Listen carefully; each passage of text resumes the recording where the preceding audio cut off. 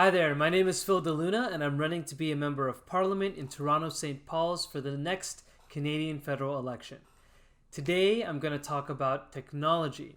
What is our tech stack? What are we doing? How are we doing it? It's an in-depth look into how I'm trying to bring more digital technology to politics. So before we begin, a bit of a disclaimer.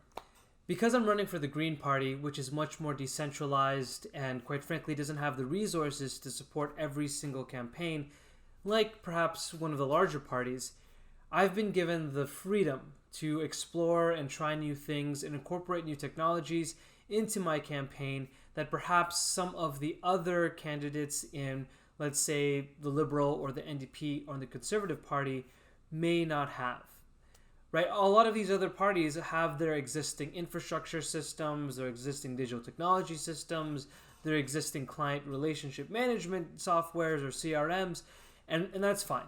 This may not be as appropriate for someone who is within a large political machine already. And this video with the tech stack and how we're doing things, a lot of this stuff you may already have if you're part of a larger campaign or a larger party. This video is probably more important for people who either want to complement what their party has or maybe are running a more grassroots campaign if you're running for municipal office, for example. This kind of gives an overview for first-time candidates into how to build things, especially if you're looking to be running to become a candidate in a larger party and you don't have that party support yet. This may be helpful for you in what are the things that you can use, the digital technologies that you can leverage in order to run the best campaign possible. A lot of what I'm going to show you today is primarily on the digital and online side of things, especially when my campaign first started, when we were still under lockdown and it was a pandemic. I really didn't know at the time whether we'd be able to campaign in person or not, whether we'd be able to go door-to-door knocking. And so I wanted to ensure that the infrastructure there to run a good digital campaign was present. That being said, you can have the best digital campaign in the world, but unless you're out there in front of people, canvassing, talking to folks, it really won't matter. No one has ever won an election in front of a computer screen. I'm going to go over a few things. How I built my website, the digital tools I use for design, which, spoiler alert, is mostly PowerPoint, how we built our canvassing app, which allows us to not use pen and paper, and how we run digital advertising and track things using our website as well. So all of the front end and the back end of the website design. This is pretty much what you need. I mean, you need a strong website, you need some good design, and you need to be able to run some digital ads. That is the basic digital campaign and what your technology stack should encompass. So first things first, I built my website using WordPress and Elementor. WordPress is a website hosting service and Elementor is a website building tool. They are both relatively user-friendly and intuitive and don't require any coding knowledge. Everything that I'll talk about today requires zero coding. In fact, technology has advanced to a point where lots of software as a service programs and tools and what we call no-code tools are available and easy to use. What's important is not only how the website looks, but also what it does in the back end.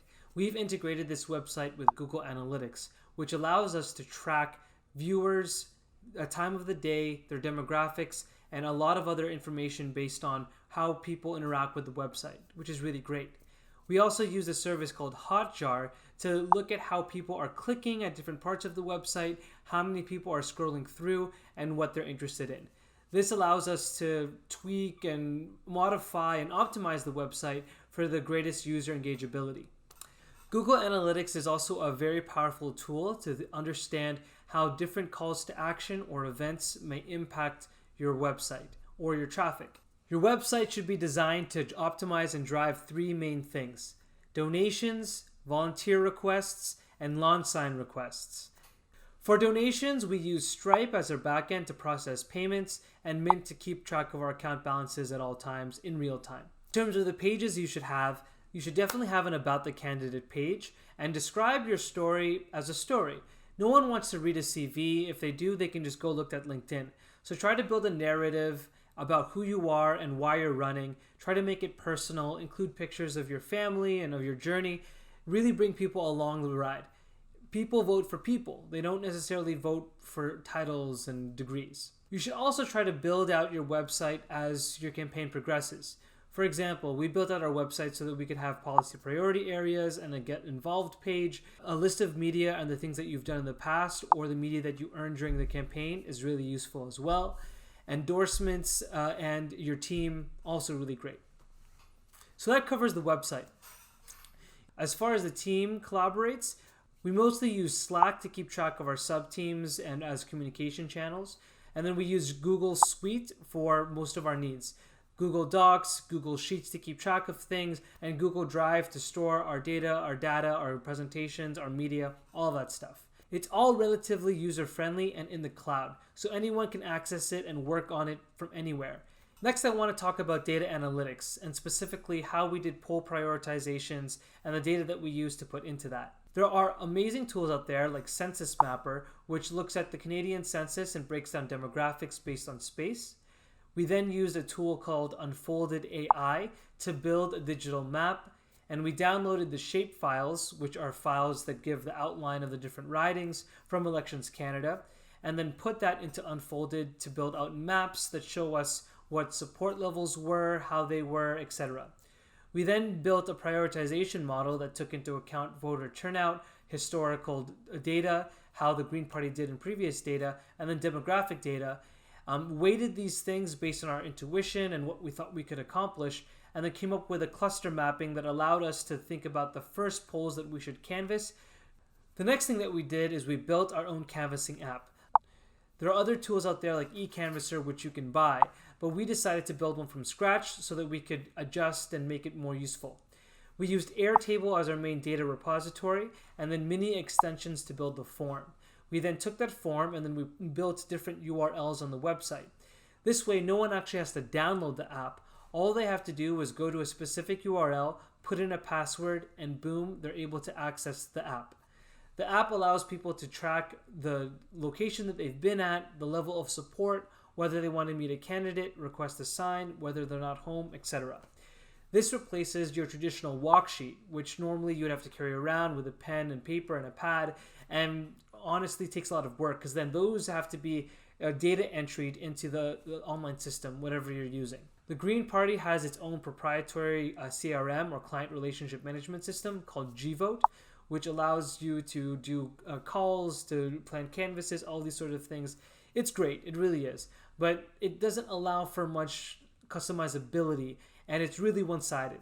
So we decided to build everything from scratch because we felt it easier for us to do cool and new things like building our own Canvas app. For our digital advertising, we use mostly Facebook ads. We've done a lot of experimentation with our Facebook ads to see what works.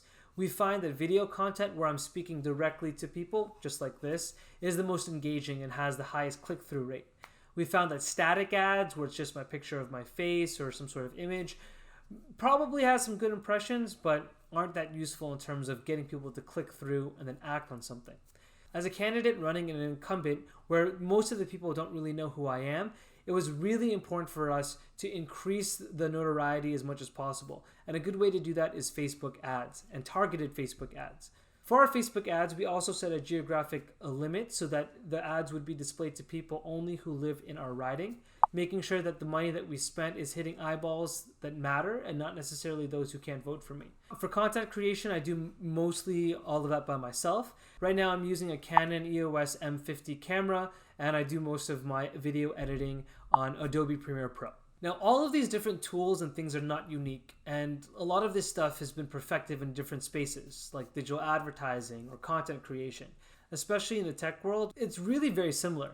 I've said in the past that running for office is just like starting a company, and a digital strategy in starting that company is the exact same thing. The only difference is the time frame with which you need to make those impressions and the sophistication that you can afford. We don't want to over-engineer everything, and we want to make this as user-friendly and as easy as possible. We're doing things in the backend like automating email responses, automating signups and moving that to MailChimp so that we can do our email blasts all in an easy way. Another thing that we're doing is using specific URLs to track engagement with our printed products and our literature drops.